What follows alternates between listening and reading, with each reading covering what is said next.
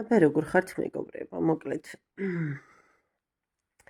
ჩემი საქანელზე კონციალის ვიდეო წავშალე, იმიტომ რომ ბედნიერად რომ წარმომწვარე წინ მელოდია, თურმე ეს მელოდია, ესე მარტივად არ შემიძლია რომ გამოვიყენო და copyright-ი დამიწერა. ნუ შეიძლება ავტორი არც მომედაოს, მაგრამ მაინც შემდეგ ვიდეოებზე შეიძლება პრობლემა შემქმნოდა და მოკლედ აღარ ისერჩება ჩემს არხზე. არა უშავს ვისთვისაც საჭირო იყო იმ ინფორმაციის მოსმენა დიდი იმედი მაქვს რომ მოხვდათ თვალშიც ხელსაც და აყურშიც და ნუ ვისთვისაც არა კიდევ და კი არც უნახავთ დღესაც მოკლედ რო გითხრათ რომ კონკრეტული თემით მოვედით თქვენ ნამდვილად არ მოსულარ კონკრეტული თემით მეგობრებო საერთოდ წაგვიყვანს საუბარი იქითკენ წავალ მაგრამ მე მაინც ჩემს პრაქტიკას დავეყრდნობი ამ სფეროში რა როგორ და რანაირად ვისმენ რა ხდება როგორ ხდება და მოკლედ იმის მიხედვით გეტყვით რომ ნუ ჩემი სუბიექტური აზრით საკმაოდ სავალალო სიტუაცია ურთიერთობების სფეროში, იმიტომ რომ YouTube სივრცეს რომ გადავხედე, აი ასეთი ტიპის ვიდეოების ქვეშ, როგორიც არის ამ ვიდეოს ნახვის შემდეგ 2 წუთში მოგწერს რიტუალი, კონტაქტზე გამოსაყვანად, მოკლედ ადამიანი გამოვა კონტაქტზე დაახლოებით 4-5 ნახვებია, ზოგან 9,000 ნახვაც არის. ანუ ეს იმას მიანიშნებს მეგობრებო, რომ სერიოზული შიმშილია ემოციური, ხო, ადამიანებში, სერიოზული საჭიროება, სერიოზული დეფიციტი. და წარმოიდგინეთ ახლა ადამიანები, რომლებიც მსგავსი ტიპის ვიდეოებს უყურებენ, რა დღეშია მათი ნერვული სისტემა. მუდმივი ქრონიკული მოლოდინი, რომელიც ანგრევს მათ ფსიქიკას, რომელიც უკარგავთ თვითშეფასებას, იმიტომ რომ მათი ფოკუსი არის იმაზე, რომ აბა მომწერს, აბა არ მომწერს, აბა და ის რო არ წერს, აუ მე რა ცუდი ვარ, მე როგორ არავის უყვარ ვარ, მე როგორ არავის ვჭირდები, მე. ერთი რამე დაიმახსოვრეთ ბიჭებოც და გოგოებოც რა.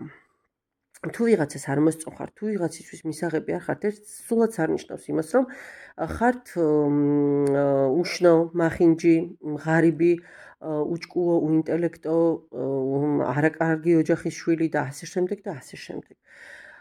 სამყარო სავსეა უამრავი დივიდით ჩემოკარგო ადამიანებო და შესაბამისად ყველასთვის მოსაწონი ვერ იქნება. ანუ ვიღაცას მოსწონს ცისფერი თვალები, მაგრამ ნუ ვიღაცას შავი თვალი ურჩევია რა. გემოვნების თემა, ანუ რაღაცა ნუ ვერ დაალაგდა რა. ვერ შედგა ასე ვთქვათ უხილავი კონტრაქტი თქვენსა და ვიღაცა ადამიანის ენერგიებს შორის რა მერე. არაფერი. თქვენ ისე ვის ხართ, ვინც იყავით და უამრავ სხვა ადამიანს მოსწონხართ, მოეწონებით კიდევ და აი ამან თქვენს თვითშეფასებას არც ერთ შემთხვევაში არ უნდა დაარტყას. გარდა ამისა, ჩემოკარგო ადამიანებო, რატომ მომრავლდა ასე ენდოკრინული პრობლემები, იგივე ფარისებრი, შაქრიანი დიაბეტი, რატომ მომრავლდა სიმსუქნე, როცა არც გენეტიკური განწყობაა და არც წინაპირობები, ხო? მე ახლა დიდად ესე სამედიცინო ნაწილით თავს არ მოგაწყენთ, მაგრამ რამდენიმე სიტყვით გეტყვით ჩემოკარგო ადამიანებო, რომ მუდმივი ქრონიკული სტრესი ახალს არაფერს ვამბობ, თქვენ იცით რომ საშინელ ზიანს აყენებს ორგანიზმს, მაგრამ ნუ დაახლოებით რომ იცოდეთ. კორტიზოლი, ეგეთი ყბადაღებული კორტიზოლი, ხო? თირკმელსა და ჯირკვალში გამომუშავდება და ისიც ისეთივე საჭიროა ორგანიზმის ფუნქციონირებისთვის, როგორც სხვა დანარჩენი ჰორმონები, ხო? ანუ სარეველა რომ სარეველა, ისიც კი გააჩინა გამჩენმა ის სარეველა ბალახი, იმიტომ რომ ისიც რაღაცისთვის არის ამ ბუნებაში საჭირო და ასეა ადამიანების არქიტექტურაშიც. ჩვენი სამშენებლო მასალებიდან, ჩვენი ორგანიზმის სამშენებლო მასალებში ერთ-ერთი მნიშვნელოვანი როლი უჭირავს კორტიზოლს, ხო? და ის და ადრენალინი შიშის დაძლევის წინააღმდეგობების გადალახვის ჰორმონად მოიაზრება, ერთი მყისიერი რეაქციის მატარებელია, ანუ ადრენალინი, რომელიც 10 წუთს გრძელდება სულ და მეორე კორტიზოლი, ეს არის უფრო გრძელვადიანი ჰორმონი უფრო გრძელვადიანი მოქმედებით, მაგრამ მტრისას დაავს თუ ეს სულ მუდმივ გამოყოფის პროცესშია, ხო? ის უკვე აღარც ერითროციტებს რკებს, აღარც თრომბოციტებს რკებს, აღარც არტერიულ წნევას არეგულირებს, აღარც მეტაბოლიზმს აბალანსებს და პირიქით რეაქციები მოყვება ყველაფერს, კორტიზოლ რესისტენტული ხდება ადამიანი და საჭმლის მომნელებელი ორგანოები ინგრევა იმუნიტეტი, იქ უკვე სწორად ღვიძლში ვეღარ იშლება შაქარი, ვეღარ მიეწოდება, ну მოკლედ ახლა მე არ ჩავალ ამ სიღრმეებში, ამ სამედიცინო მომენტში ექიმები უკეთესად ისაუბრებენ ამ ყველაფერზე, მაგრამ ეს ყველაფერი ხომ იმ ნერვიულობების ხარჯზე მოდის, რაზეც ჩვენ არ ვიცი საფუძვლიანად არ ვიცი, უსაფუძვლოდ არ ვიცი, დამსახურებლად, დაუმსახურებლად და ასე შემდეგ განვიცით და ვნერვიულობთ, ხო? ანუ იმდენი რეალური საჯავრო და სადარდებელი აქვს დღეს ადამიანს, რომ ხო უკაცრავად ვიღაცა დაგირეკავთ, არ დაგირეკავთ, არ უნდა მოჭიმოთ რა საკუთარი ფსიქიკა და ორგანიზმი აი ამაზე და არ უნდა კარგოთ ხალხო არც ჯანმრთელობა, არც დრო და არც რესურსი. ნეტა თავის დროზე ვიღაცას მე დავერიგებინე, ახლა მე რომ გესაუბრებით ასე. დამიჯერეთ რა, ჩემო კარგო ადამიანი, მე არ ვარ ციდან ჩამოფრენილი ადამიანი. მეც ჩვეულებრივი მოკვდავი ვარ, რომელმაც უამრავი რაღაცა გადავიტანე, უამრავი რაღაცა ვნახე, რაც არ მინახავს მომისმენია და სხვების გამოცდილებიდან შემიძლია აბსოლუტურად თამამად გესაუბროთ. და ახლა ვიღაცა თუ გაბრაზდება, რომ შენ ახლა ლაპარაკობ რა, ეგ რეიოლია, აბა მოიგლიჯე გულიდან. გულიდან კი არა, ტვინიდან უნდა აღმოიგლიჯოთ, მეგობრებო, გეშლებათ ის ადამიანი, ვინც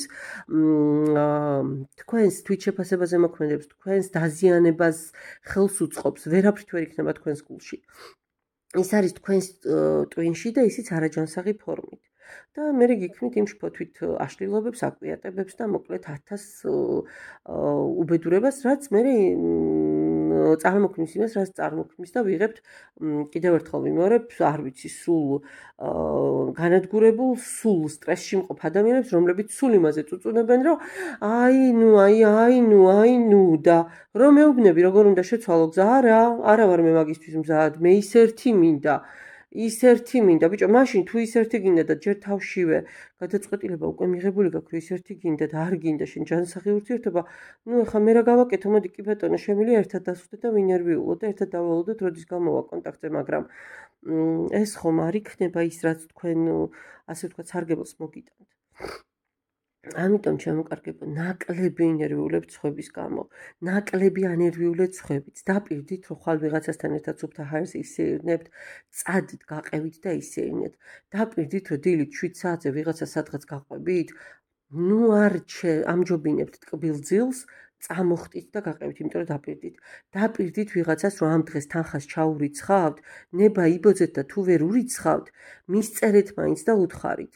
და საქმის კურსში ჩააყენეთ ის ადამიანი, რომ რაღაც პრობლემა შემექმნა და ვერ გირიცხავ, იმიტომ რომ იმ ადამიანმა იმ თანხაზე კონკრეტული გათვლები შეიძლება უკვე გააკეთა. და იმ ადამიანს, რომ თქვენ ანერვიულებთ, დამიჯერეთ რა, რომ ხვალ ვიღაცა თქვენ გაგამწარებთ და თქვენ განერვიულებთ. ამიტომ მოუფრთხილდით საკუთარ თავს, მოუფრთხილდით სხვებს. 2027 წლამდე, ძალიან 8 წლამდე, მაგრამ 27-28, აი ეგ მაგ პერიოდამდე საკმაოდ ისეთი რთული ტრანსფორმაციის პერიოდია.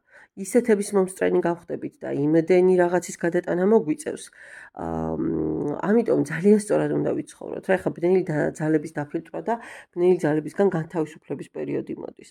ამიტომ ნუ ამოიკვიატებთ, ხო, ეს კიდე რომ სულ მუდმივად ვიღაცას უნდა შეედაროთ და აბა იმას რო ისი აქვს, აბა იმას რო ასე აქვს. კაცო, ეგრე არ არის რა. თქვენ შეინარჩუნეთ სულიერი სინათლე ყველაფრის მიუხედავად, რომ ვიღაცამ თქვენნაირმავე ნათელმა სულმა და ნათელმა ადამიანმა დაგინახოთ, ხო?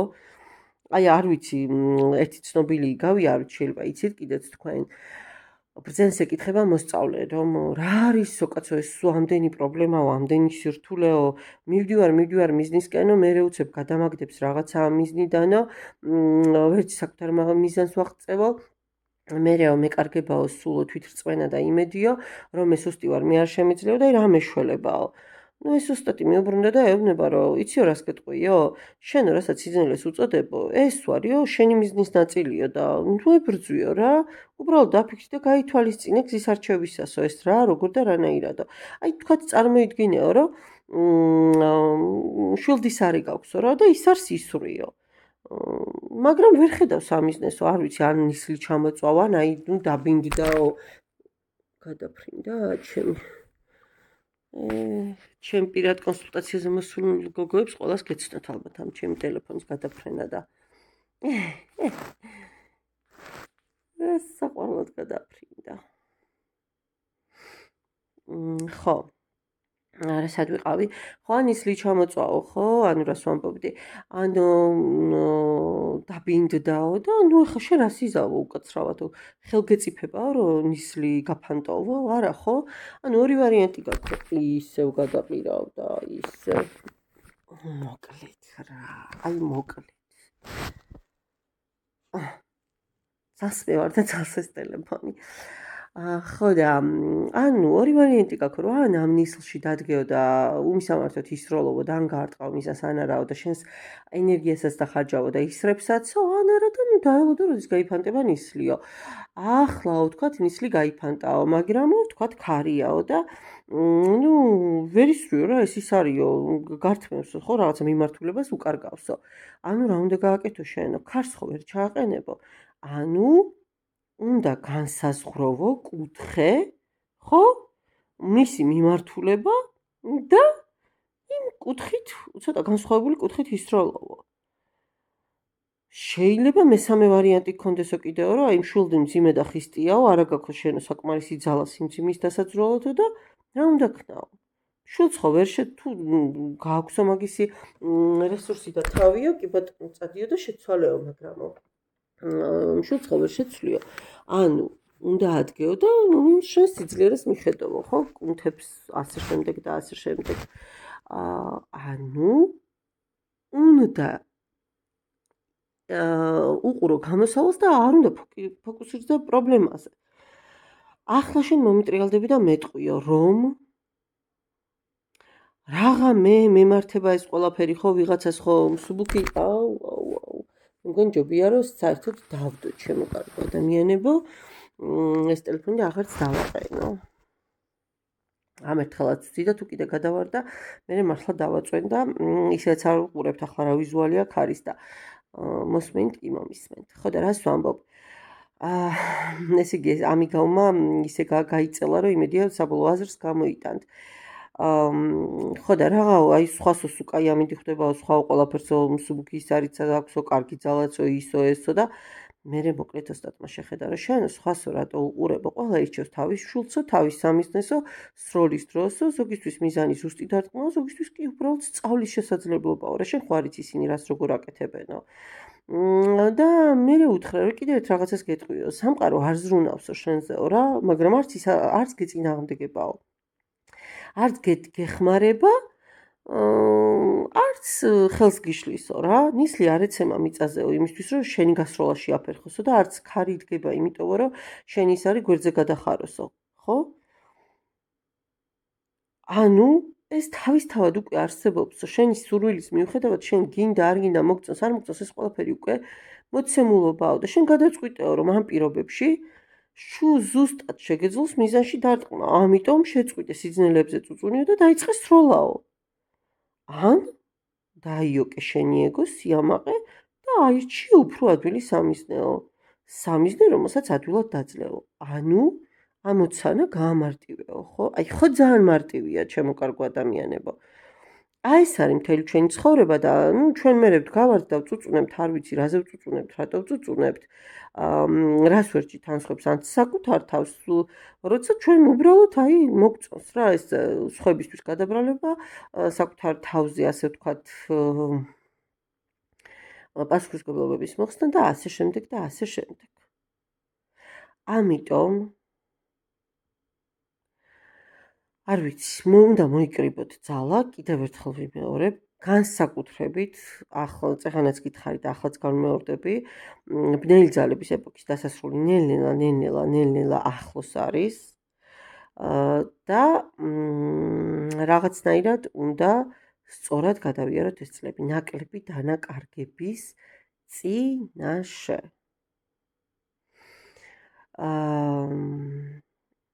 ეგ არის რა, რომ აი ნახეთ, ზოგადად სიცოცხლე გიყვარდეთ, არსებობა გიყვარდეთ, ხო? ნიშნავს, რომ აი ყველაფერს აუჩქარებლად, თავისუფლად და ძალდაუტანებლად აკეთებდეთ. აი თქვენ გინდათ ხო, ანუ თითოეული თქვენგანი დარწმუნებული ვარ იტყვის, რომ მე მინდა სიყვარულით სავსე სამყარო, მინდა ვუყვარდე ისეთი როგორიც ვარ, მინდა მოკლედ და უამრავი მინდა, მაგრამ შენ თვითონ გეშინია ხო, რომ უპირობოდ გიყვარდეს სამყაროში ყველა და ყველაფერი. გინდა რომ არ იყოს ომი, არ იყოს რაღაცა პრობლემები, მაგრამ შენ თვითონ იწყებ ომს. ყოველ ჯერზე, როცა ვიღაცა შენ არ შეგესაბამება, როცა ვიღაცა შენს იდეალებს და იდეებს არ ეთანხმება, ხო? გინდა სინაზე და სითბო, მაგრამ შენ სისუსტედ მიგაჩნია მისი მიცემა იმათთვის, ვისაც გაუცნობიერებელი შიშის გამო გაყინული გული აქვს, ხო?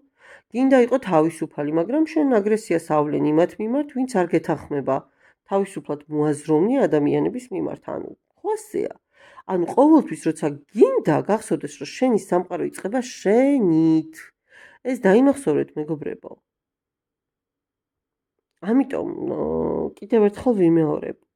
არ არის სამყარო ყველაფერი შავი და ყველაფერი თეთრი, ეს არის სიმბიოზი, ეს არის კოლაბორაცია და უნდა ვისწავლოთ ამ ყველაფერთან ერთად თანაცხოვრება. კმაყოფილები უნდა ვიყოთ იმით, რაც გვაქვს, ბედნიერი უნდა ვიყოთ იმით, რაც ჩვენს თავს ხდება და სწორი მიმართულებებით წავიდეთ იქითკენ, რომ რაღაცა ცოტა სხვანაირი გვინდოდეს, ხო, ცოტა მეტი გვინდოდეს და ამაზე გქონდეს ჯანსაღი ამბიცია. მერე სულ მაგას ვამბობ, ფუტკართან არ მიდის ყვავილი, ყვავილთან მიდის ფუტკარი, ხო? თქვენ რომ დამშვიდებული დაწყნარებულები იქნებით, მერე მოვა აბსოლუტურად ის ყველაფერი, რაც თქვენ გჭირდებათ, რაც თქვენთვის სასარგებლოა, ხო? ნუ იფიქრებთ იმაზე, რომ ვაიმე ახლა ის რას იტყვის, ის როგორ იტყვის, რანაირად იქნება, ვიღაცა მეგობარი როგორ გეტყვის, რომ დაგიწუნა, მიგატოვეს, ან რაღაცა, არ დაინტერესდეთ, ვინას გეუბნებათ. მხოლოდ მოუმწიფებელ ადამიანს აწუხებს, რას იტყვიან და რას იფიქრებენ სხვები. ანუ, როგორც არ უნდა ეძახონ, ძალიან ცნობილი ფრაზაა, ხო? თუ არ ვწდები საკურმაშო ზანის ზუსტად არ მახსოვს, მაგრამ როგორც არ უნდა ეძახონ საკურვას, რაც არ უნდა დაარქვან, ის მაინც ღვთაებრივად ყვავისო, ხო? ასია, ჩემო კარგო ადამიანებო. ამიტომ თავარია თქვენ თქვენი შინაგანი სამყაროსთან ჰარმონიაში მოხვიდეთ, თქვენი თავის რწმენა გქონდეთ. და ცხოვრება დამერწმუნეთ, მშვენიერი იქნება რა. და ცხოვრება მშვენიერი მაშინ კი არ არის, როცა შენ ხარ ბედნიერი, არამედ როცა სხვებსაც აბედნიერებ. ბედნიერება მიზანი კი არა, გზა, ხო, მდგომარეობაა. და თუ ვიღაცა თქვენ არ გაბედნიერებთ, რა გინდათ კაცო ეს ტოქსიკური ურთიერთობები? ჩაჭერით რა და მორჩა. და თუ გიყვართ, ნუ დაინანებთ იმ ორ ზედმეტ სიტყვას, ხო? ანუ თქვენ გინდათ რომ გეფერონ, გიალერსონ და არ ვიცი ყველაფერი საუკეთესო გითხრან, მაგრამ თქვენ თვითონ იქით გენანებათ სიტყვების დახარჯვა, სიამაყის ამპარტავნების არასწორი აღზრდის გამო და მილიონი რაღაცაა, ხო? დაუგდეთ ყური თქვენს შეგრძნებებს. ჩვენი შეგრძნებები არის ყველაზე სასარგებლო წიგნი, რომელიც რაც შეიძლება ხშირად უნდა ვფურცლოთ, ხო? იმიტომ რომ სული ამ შეგრძნებებით გველაპარაკებაო, ნათქვამია.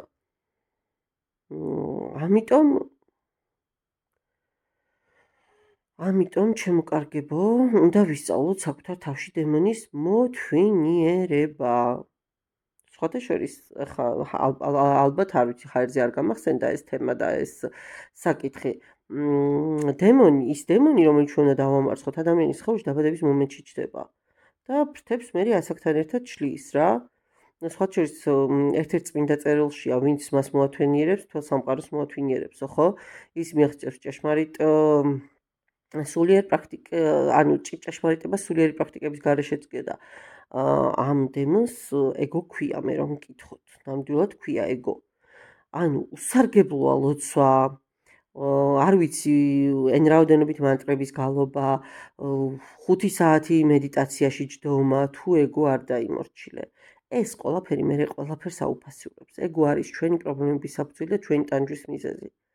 ანუ დაუმორჩილებელი ეგო გაფრაზებულ ხარს გავს, ხო? რომელიც არ ვიცი, შემოდის და ადამიანებისთვის ტანჯვა მოაქვს, მეტი არაფერი არ მოაქვს, ხო, ტკივილი მოაქვს. როდესაც ჩვენს გაცნობიერებაში დომინირებს ეგო, ჩვენ ვივიწყებთ ჩვენს ნამდვილ ბუნებას და ეს გავლენას ახდენს მერე ჩვენს ცხოვრებაზე და ჩვენი ცხოვრების ხარისხზე, ისა ჩემოკარგო ადამიანებო. წამიერი სურვილებისა და შთაბეჭდილებების გავლენით ვკარგავთ კავშირს ჩვენს ნამდვილ მესთან. და ეგო აგრძელებთ თავის ბინძურ საქმეებს, რაც პასუხისგაცემა გვიწევს მერე ხოლმე კანონის მიხედვით. რომელი კანონის? კარმის კანონის მიხედვით, ხო? და დაუწყნარებელი ეგო პრაქტიკულად აუქმებს ჩვენს სულიერ ყველანაირ მცდელობას და პრაქტიკას. თითქოს გგონია, რომ აგერ გამოვიღვიძებთ, მაგრამ ეგოს ერთი დარტყმა და ისევ თავდაპირველ პოზიციაზე ვბრუნდებით და სულ წყალშია გადაყრილი მთელი ეს ჩვენი მცდელობები, ასე ვთქვათ, დახარჯული რესურსი, დრო და ასე შემდეგ. და რაც უნდა უხეშად ჟღერდეს, რა ხდება? უმაღლესი სამყაროსკენ მიმავალი გზა დაახურული აღვირახსნილი ეგოს მქონე ადამიანებისთვის. და აქ არ შეიძლება იყოს კომპრომისი, გამორიცხულია, ღმერთს არ აქვს ამ ნაწილში კომპრომისები. ანუ ღმერთისკენ ამ გზას მხოლოდ დაუმორჩილებელი ეგოს მქონე ადამიანი ხსნის. დამორჩილებული ბოდიში, ანუ ვინც იმორჩილებს, ხო? ამ ეგოს. სხვანაირად უბრალოდ არ გამოდის და არ ხდება. ამიტომ დაფიქრდით, ჩემოკარგებო, არ ვიცი ხა აი მართლა არ ვიცი, წარმოგიდგენთ არა მაგ საიდან დავიწყე და სად გამოვედი, მაგრამ ალბათ არ ვიცი, ვიღაცისთვის ის საჭირო იყო, რომ მეთქვა, ხო? რაც თქვი და ასე შემდეგ. ძალიან სწორად შეარჩიეთ ადამიანები, ვისაც მოусმენთ, ვისგანაც რჩევას მიიღებთ, ჩემოკარგო ადამიანებო. დღეს კიდევ ერთხელ ვიმეორებ, სადაც კენჭს გადააგდებ, საქართველოში ყველა ან ქოუჩს, ან ფსიქოლოგს, ან სულიერ გურუს, ან მკითხავს, ან ეზოთერიკოსს, ან ტაროლოგს, ან პეტრეს, ან პავლეს დაეცემა. მაგრამ როგორ უნდა ამოიცნოთ ადამიანი, რომელიც თავს ჭკვიანად ასახებს და რეალურად არ არის? აბა მომისმინეთ კარგად. არსებობენ ისეთი ადამიანები, რომელთა სისულელი ინტელექტის არარსებობაში კი არ არის, მის განვითარებაზე უარის თქმაშია. აბა დაფიქრდით რა ვთქვი? ანუ ისინი ხშირად შენიღბულ ბრძენკაცებად ცოდნის მანტიას ირგებენ და რაღაცა გარკვეული არ ვიცი დამახსოვრებული ფრაზებით, გაგონილი ამპარტავნული ინტონაციებით წარმოგვიდგებიან ხოლმე, ხო? მაგრამ სული ხედავს ტყუილს, ვიბრაციით ხედავს ტყუილს. ნიშანი, რომლითაც შეგიძლიათ იგრძნოთ, რომ თქვენს წინ ნამდვილი მცოდნე კი არა, ანუ აი როგორ გითხრათ, ფსევდობრძენია, ხო? ფსევდოგანათლებული ადამიანი, არ ვიცი, შენიღბულია, ასე ვთქვათ, ანუ რეალურად ადამიანი კი არა, მისი პროექციის ჭრილია, ხო? ის ყოველთვის მართალია. ყველა დავაში, ყველა თემაში, არ ვიცი, აი ყველა იმაში, რა ქვია, საკითხში სულ მართალია, ყველაფერი იცის, თითქოს არ ვიცი, ChatGPT თუ Gemini ცხოვრობს მასში, ხო? მაგრამ ნამდვილად მას სიბრძნე იცის ეჭვის შეტანა. ამიტომაც, ჩემოკარგო ადამიანებო, ადამიანები, რომლებიც ძალიან ხშირად იუმორის მანტიას ასხამენ ხოლმე სარკაზმს და ვითომ ეს იუმორი არა და რეალურად თავს გვახმოვენ სარკაზმს, ესეც დაუცველობის ნიშანია, ანუ კომპლექსების ნიშანია. ის არ სვამს კითხვებს, ის ავრცელებს, რადგან სხვები არ აინტერესებს, გესმით? იმ ფრაზების და ციტატების არსის ნაცვლად ის არ ფიქრობს, არ იმეორებს. ანუ ეგრეთ წოდებული ციტატები და ფრაზები მაღალი ვიბრაციის და ცნობიერების შესახებ იმას კი არ ნიშნავს, რომ მან ეს ყველაფერი ძირეულად გაიგო და სიღრმისეულად შეხედა. მივხვდით? ამიტომ ჩემოკარგო ადამიანებო, ის ადამიანებიც სწორად შეარჩიეთ, ვისაც უნდა უსმინოთ, ვინც რაღაცა უნდა გირჩიოთ და ვინც აი ასე ვთქვათ, რაღაცა უნდა მოგცეთ, ხო, მომავლისთვის. და თქვენც ეცადეთ, რომ ასეთი ადამიანები იყოთ სხვებისთვის, იყოთ საჩუქარი, ხო? და ღიმილის მიმტანი იმისი არ იყოს. ახლა თქვენც ვიღაცა მეტყვით, რომ შენც ფრაზებს გემრიელად ხმარობ, მაგრამ რა ვქნა, ახლა მახსენდება დედა ტერეზაში, ხო, სადაც მხოლოდ ღიმილი მიიტანე. აი, უცებ რომ ადამიანი გამოჩნდება თქვენ ცხოვრებაში, მოულოდნელად, სულ რომ არ ელოდებით, ხო, აბა დაფიქრდით, მოდით. იპოვეთ ის საჩუქარი თქვენში, რომლისთვისაც ეს ადამიანი მოვიდა თქვენთან, აბა დაფიქრდით კარგად. რაღაცამ ხო გამოიწვია მისი მოსვლა. და მერე დამერწმუნეთ, რომ ერთ ბედნიერ დღეს აუცილებლად დაგიდგებათ დღე, როცა მთელ სამყაროს იპოვით საკუთარ თავში. იმისი არ იყოს, აჰა, ნუ ახლა რა გავაკეთო, დამიძახეთ გინდა ფსევდო და გინდა არაფსევდო ჭკვიანი და განათლებული ადამიანი, მაგრამ ერთ-ერთ გაშლაშიც თქვი მე ადრე მახსოვს ძალიან მიყვარს დეპაკ ჩოპრას ჯადოქრის გზა რა, თუ ხელი მიგიწვდებათ აუცილებლად მოიციეთ ეს წიგნი და წაიკითხეთ, არ ინანებთ. და მას აქვს უბრალოდ ესეთი დაახლოებით, რომ ანუ აი როცა შენ თვითონ მთელ სამყაროს ოქთა თავში იპოვიო, ხო, შენ გახდები ჯადოქარი და აღარ იცხოვრებ იმ სამყაროში, სადაც დღეს ცხოვრობ. უბრალოდ სამყარო განაგრძობს ცხოვრებას შენშიო და ეს არის ფანტასტიკური ფრაზა მართლა. ერთ-ერთ გაშლაში ნამდვილად მახსოვს, რომ ასე ვთქვათ, ნათქვამი მაქვს ამის შესახებ. და ადამიანი ხვდება ცხოვრების აზრს მაშინ, ჩემო კარგო ადამიანებო, როცა თავისი ცნობიერში, აი ულტრირებულად რო ვთქვათ, ხო, გავს ჭრილის მომცემ ხეებს და იცის რომ თვითონ შეიძლება ამ ჭრილში ვერ, მაგრამ ვიღაცისთვის ეს ძალიან მნიშვნელოვანი იქნება, ხო, იმ პაპის და შვილიშვილის პატარა მოთხრობის არ იყოს ქართველებს რომ გვაქვს. ხო და ეს არის რა.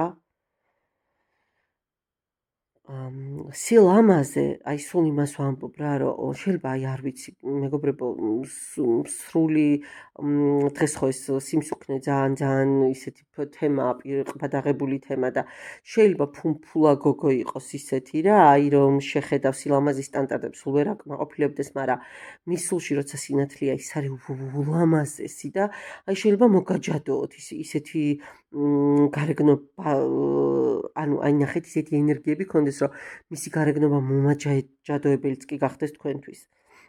როცა კარგ განწყობაზეა ადამიანი, ხო, მის ოჯახში ჰარმონია, როცა ოჯახში ჰარმონია, ქვეყანაშია წესრიგი, ხო? და როცა ქვეყანაშია წესრიგი, სამყაროში მშვიდობაა და აი სულ იმას ვამბობ ხოლმე, ერთი კახელებს აქვთ ძალიან კარგი ესეთი ამბავი, იგავს ვერ დავარქმევ, მოკლედ მეზობელმა გასწახა რა, მეორე მეზობელს, რომ წამოდიო ღვინო დავლიოთო, პური ვჭამოთ და ღვინო დავლიოთო და კაი და ღვინოსო მე წამოგიღებო და რა თქმა უნდა, შენი ღვინო ღვინით სავსე ჭურები არ ქვევრები არ მაქვს სახშიო და აი ეს მეზობელი ობნება რომ იცი შენ რო წურავდიო ყურძენსო სულ ჩხუბი და ალიაქოთ ისმოდაო მესმოდაო მეო და აი ჩვენ რო წურავდით იცი როგორ გვიხარო და უმღეროდითო და ძალიან ისეთი ბედნიერები ვიყავითო და შენს ღვინოს არ ექნება ის გემო და ის ენერგია და ისევ ჯობია ჩემი დავლიოთო მიმიხვდით ხო ჩემო კარგო ადამიანებო რისი თქმა მინდა ასე რომ ძალიან ბევრ რაღაცას საკუთარ თავში დაუფიქრდით ძალიან ბევრ რაღაცაზე ანუ დახრის კუთხე შეცვალეთ აღქმისთვის და ეცადეთ რომ ყველა თქვენი შეცდომა იყოს ძალიან დიდი გაკვეთილი თქვენთვის ხო იმიტომ რომ სულ ვამბობ ყველაზე დიდი სიბნელის მერე მოდის დიდი განთიადი და ეჭვების და დამნეულებისას ხო ისე მოიქეცი როგორც მზესუმზირებს ჩვევიათ ან უბრალოდ მოძებნეთ სინათლის წყარო და იმისკენ შებრუნდით ხო რასაკეთებს მზესუმზირა იქითკენ იზრდება და იქითკენ იწევს საიდანაც სინათლე მოდის თქვენ სიბნელეს აუქციეთ რა გვერდი შეაბრუნეთ ზურგი და გადმოდით აქეთ სინათლის მხარეს ეს არის ამიტომ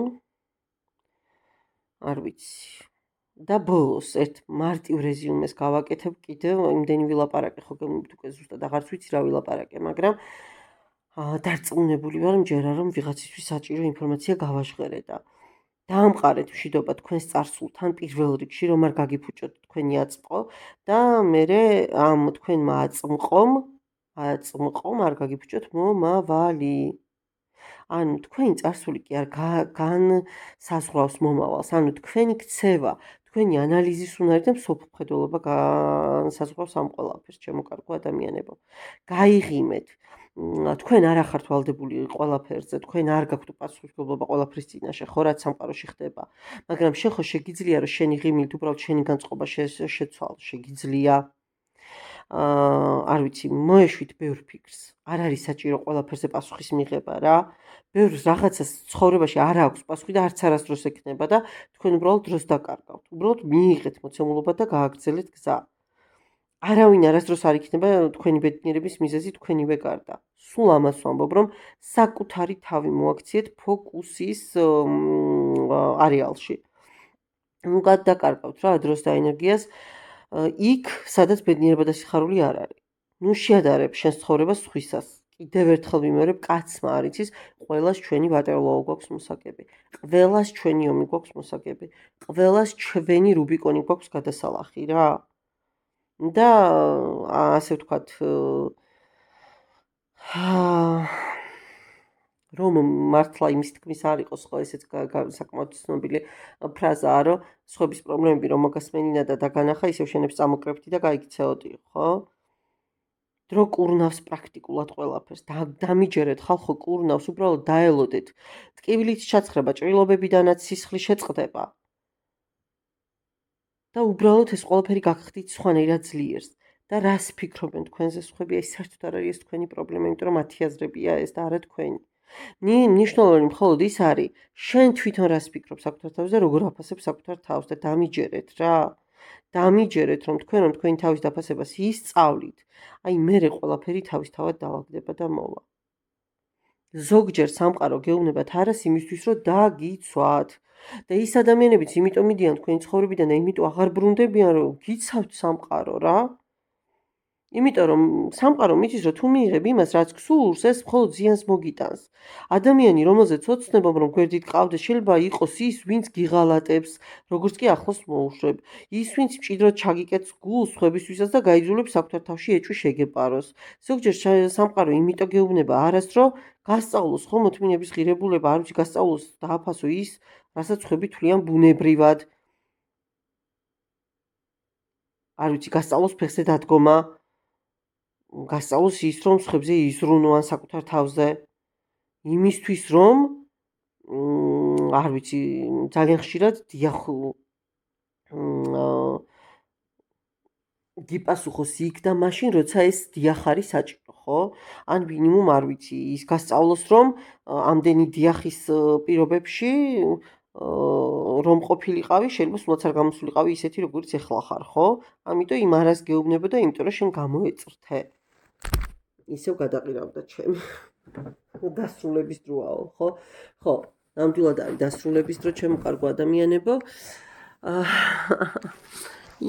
ამ ჩემი კონწიალა ტელეფონის ხელში და ამიტომ ბოლოს არ ვიცი, ესე ჩემეულად დაგისრულებთ, რომ ზოგჯერ არასთქმით სამყარო გეუბნება, რომ უყვარ ხართ და გიცავთ იმისგან, რასაც თქვენ ჯერ ვერ ხედავთ. ამიტომ ნუ შეაწუხებთ ზედმეტად სამყაროს, ნუ შეაწუხებთ საკუთარ თავს. გაუშვით, ვინც გასაშვებია, ნუ იტყვით უარ საკუთარ ოცნებებზე და დაიბრუნეთ თქვენი აბსოლუტურად ბუნებრივი უფლება, ღმერთისგან მოცემული უფლება, რომ გქონდეთ საკუთარი სასწაული. მთავარია გჯეროდეთ და დამიჯერეთ ყველაფერი კარგად იქნება. მშვიდობიანი ღამე ჩემო კარგო ადამიანებო, მადლობა ნდობისთვის.